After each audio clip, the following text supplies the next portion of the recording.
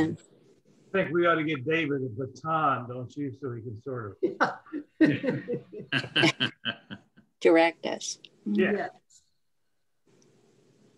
All right, so we were talking about Urban T. Holmes III, prominent theologian in our era, and not far away from us, since he was mostly stationed at Sewanee Seminary. He was a professor and considered one of the preeminent Episcopalian theologians of our time. And he had some things to say about incarnation. He said, the incarnation embraces the totality of life.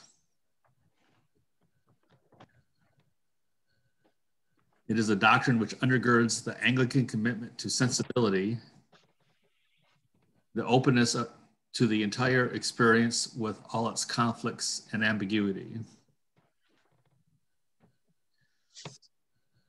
Also keep in mind, I have to think about that for a second. Yeah. There's a lot of big words.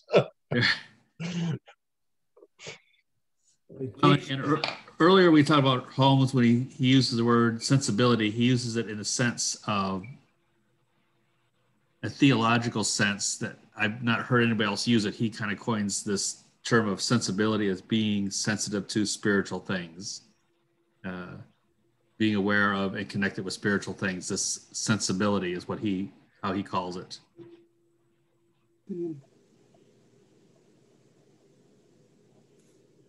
So he says the incarnation undergirds the Anglican commitment to sensibility.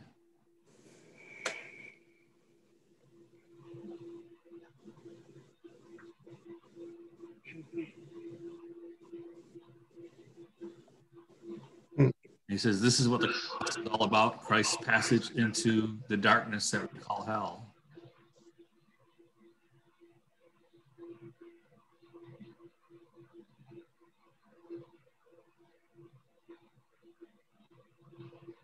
And that it was not an obstruction or play acting. It was nothing except a confrontation with the terror of nothingness, both within and without.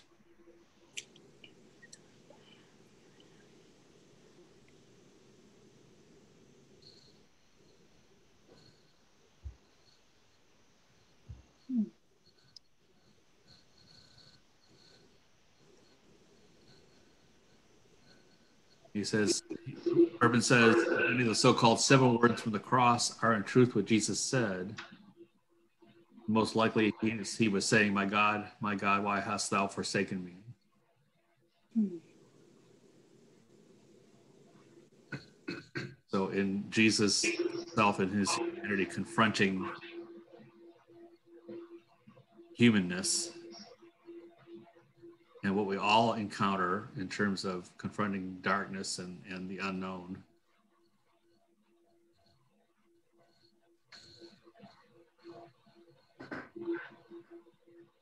Holmes says he was merely citing Psalms. He was staring into the face of evil, an authentic cry of pain that echoes around the world again and again, and from the supreme source of incarnation springs the hope of humankind. So the incarnation and resurrection are the ultimate terror of what we all face, as well as the ultimate hope.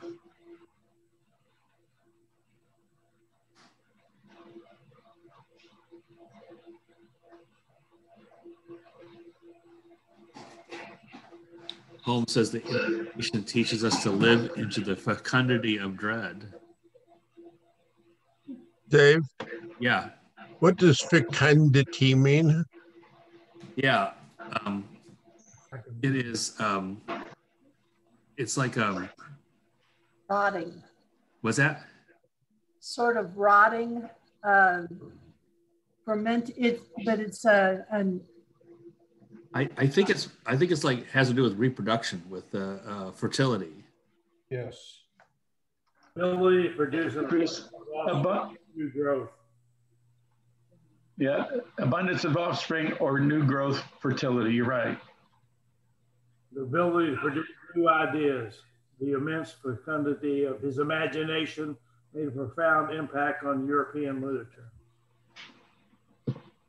Yeah, that's quite a sentence. When I read that one, I had to think about that for a while, and I had to look up fecundity too. But like, what does that mean? Incarnation teaches us to live into the fecundity of dread, and it isn't even a true statement. I mean, do you agree with it? I can't say I can't put my words around what he's trying to say, quite honestly. Yeah, I agree. I'm trying to do the same thing and insert synonyms, and I'm still having trouble. Dave, I mentioned once before, I don't think that, are you printing, can you print up your notes? Have you done that and we're not getting them? And so after the class, I can look at them again? I can do that. I have not. You mean email them to you? Well, Yeah, that would be good. you don't want to have it take a print. Or just, yeah, don't print them up. I meant print them on the computer. Right. I just, I try to wait till you filled up a page, and then I've been taking pictures of it with a cell phone. That again. I have not been doing that, but let me make a note on my calendar to do that. That'd be great, because it takes me a while to really digest the meaning of these sentences, and I don't always do that very well, and so I can't do it as we're going along. So I appreciate that. Understand. Yeah. So I have most of your emails. If you want, get a copy of, send me an email. And let me know. Okay. So I don't miss anybody. So I interpret this, just looking it up, the incarnation teaches us to live in the ability to produce many ideas of dread. Many new ideas of dread. It's the ability to produce many new ideas. Right. Dread. What does dread mean? I guess it sort of takes you down a road, doesn't it? Well, isn't dread fear of things? Gloom or doom? Gloom, yeah. Abysmal fear. Isn't it abysmal fear? Right. Is he talking maybe about the incarnation teaches us to live into the fear of our death coming someday? And the unknown, right. And to live with that? And Yes. I think that is what he's saying. I don't know. And the flip side is with hope. I'm looking up the definition of incarnation, just so we have a better idea of what he's talking about there.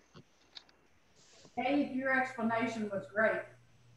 Oh, thank you. Or that Dave. I came up with a good one. This is good. Let's see. I think in living into the fecundity of dread, the flip side of that is the hope of what his resurrection. Yes. There's incarnation and there's and then there's resurrection.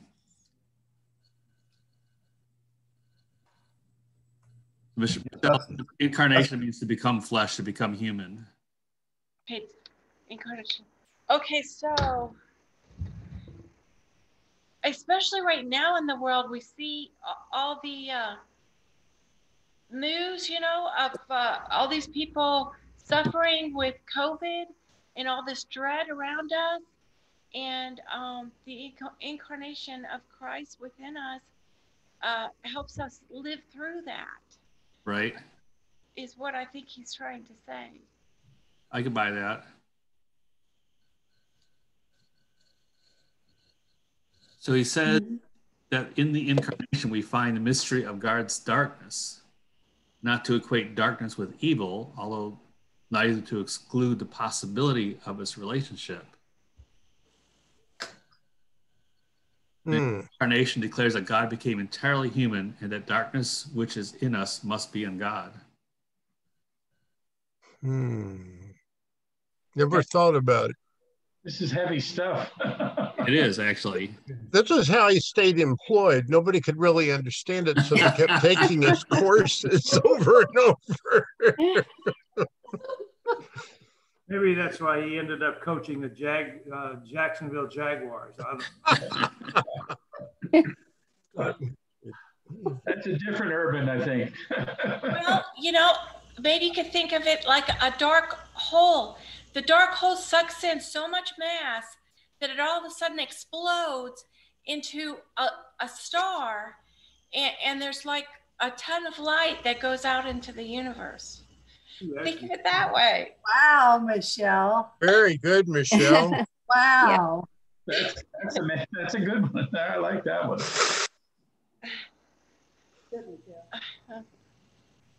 Darkness, I guess, could be just the unknown. I mean, there's unknown before we're born, and then there's unknown after we die, and it's the mystery, I guess. And there's also the silence. People who pray and demand an answer and expect to be in constant, having constant comments with God, going back and forth, and it's not so. Even Mother Teresa, who had apparently had early in her career a moment of enlightenment, feeling closeness with God, and she never felt it again in her life, and felt many, many years of doubt and darkness.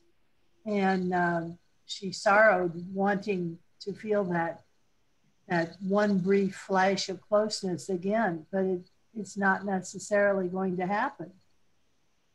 Yeah, right, Janice. And Holmes talks a lot in his writings. He uses the term abyss. There's an abyss between us and God. This vast. The leap of faith. Yes, right. You just simply have to say, okay. Besides, who are we to demand that we deserve to have this constant connection and enlightenment? Well, Father Michael talked about in the past, we talked about the mystics and the mystical experiences that we all have from time to time.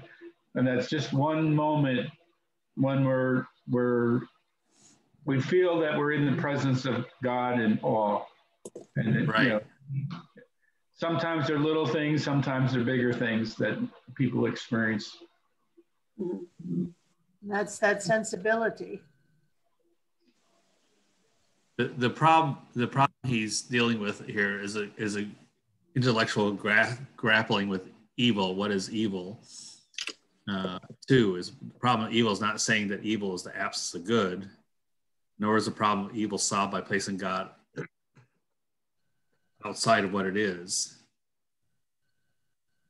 The word darkness is interesting because to me, darkness is the absence of light. Right. Christ is the light to the world or of the world.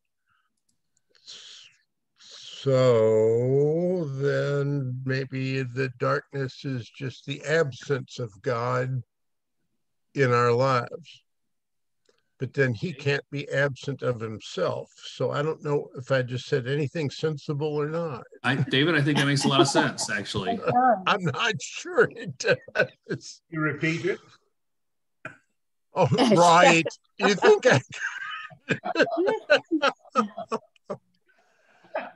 He's pretty weighty, this guy. He is. Yeah. And his picture makes him look so calm, you know. He's in deep thought. Okay. I think where he's leading with all this is these couple of statements. Incarnation leaves us with ambiguity. All ambiguities have a power to draw us deeper into the mystery of God. Mm-hmm. Yeah, we have to ponder it, so we have to think about it more, and the more we think about it, the more confused we get. But when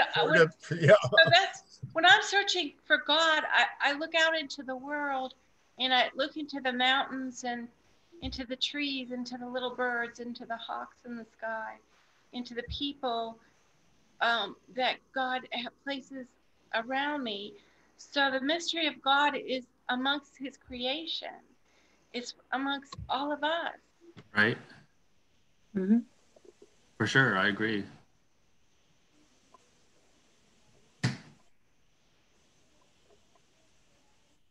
And then Urban says that the way to wholeness lies through evil, armed with the cross of Christ. So I think Urban is leading us through all these dark thoughts that we all have at times, eventually towards this resolution through the resurrection. How do we get through all that darkness? And how do we deal with those questions that we all have at times? And there is ambiguity that leads us to deeper thoughts of who God is.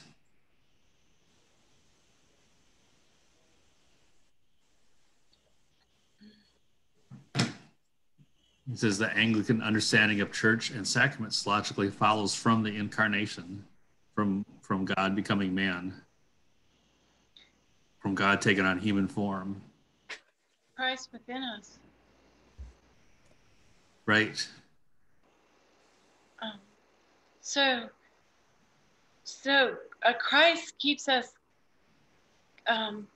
connected to the universe and to one another, and we become a body of Christ, and together we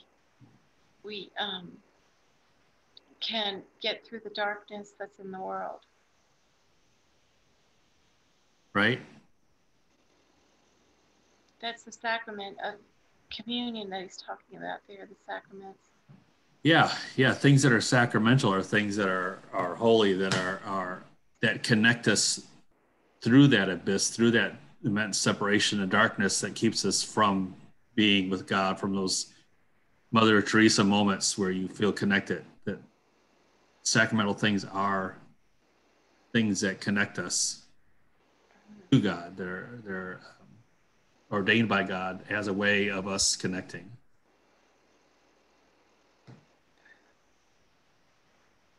So baptism and communion and all those sorts of things that are set aside as holy moments.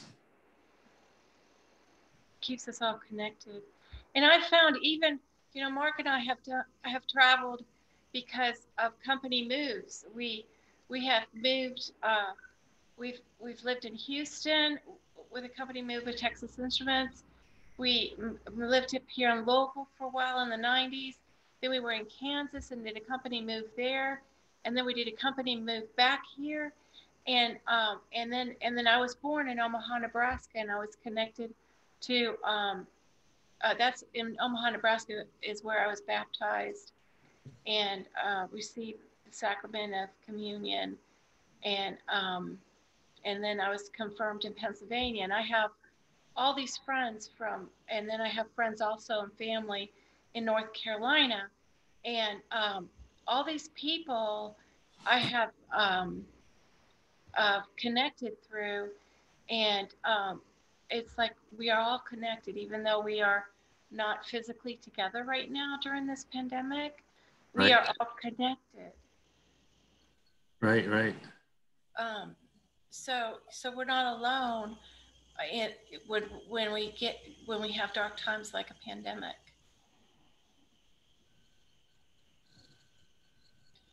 So we have one another. Right, for sure. Yeah, you want to talk about darkness. There's a certain period of darkness we're going through right now, that's for sure. Yeah. We'll get through it. Holmes says, in our history, we have sometimes missed this connection, perhaps because we have not understood the abiding need of humankind for the incarnate presence of God among us.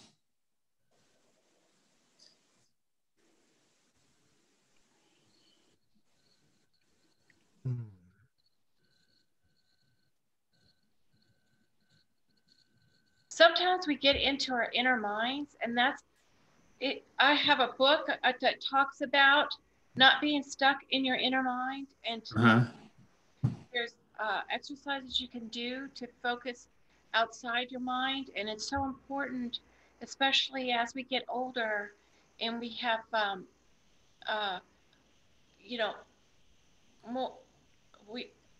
as we get older and we may have more time that we're alone, and that we may sometimes start thinking too much and getting,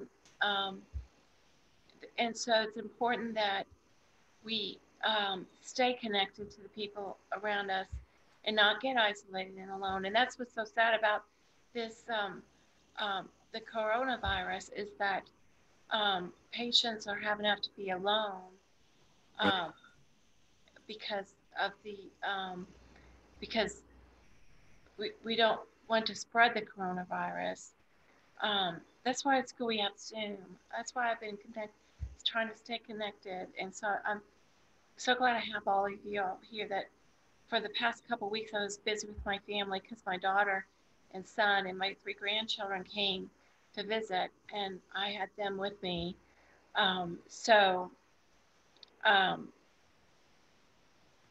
We had, Mark and I had such a wonderful time with them. But I made sure to connect again this morning. I think, sometimes we tend to overthink things. Uh-huh. They talk about being in the moment, just being in the moment, just in whatever that moment happens to be, and not try to, overthink, rationalize, or whatever. Just be there and be present. Yeah, right. Sometimes being present is hard to do, and that's what we need to do. You're right, Rob.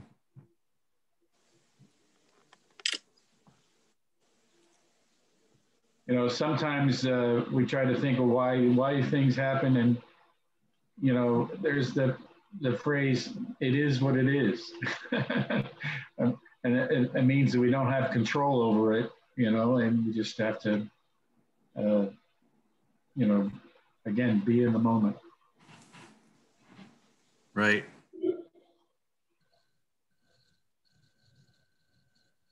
So he says it's not enough to look back in nostalgia or to the first century to conjure up warm feelings about the Savior. God continues to be in the flesh and presence among us at every age.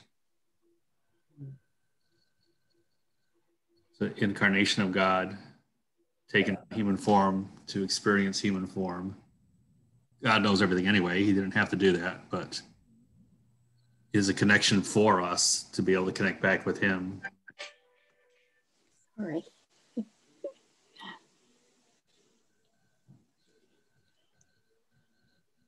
I'm going to say, I'm going to get ready for the service. Okay. See you at church. See you next week, Peter. Yep. All right. See you tonight, actually, all of you. Oh, yeah, right. Yes. Yeah. Mark and I are supposed to both be there at the meeting tonight at 5, so we'll plan on trying to connect with everyone then too. It'll be interesting to see all the little postage stamp faces, perhaps. Yes. Oh yeah. Oh, it's going to be tiny little, because there's going to be so many of us on the No, screen. your screen does a maximum of 25 and then goes to another screen. I'll be there. Okay. Cool. All right. Well, we'll learn tonight. This will be a new experience. You can flick between screens, with your mouse, so you'll be able to see. But as you log in, Allison will let you in. She's going to be ticking off that you're legal. Checking our backgrounds.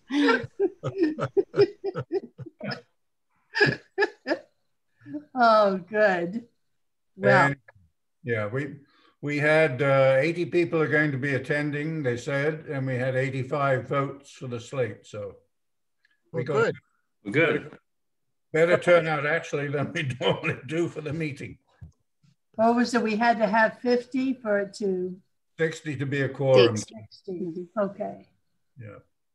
So. All right. Well, I need to get ready for service also. Okay. All right. You guys, I'll see you tonight. All right. See you tonight. Bye. With you in church too. Right. Blessings, and Dave, thank you. Yes. Thank you. See y'all next week or Okay. night. Bye.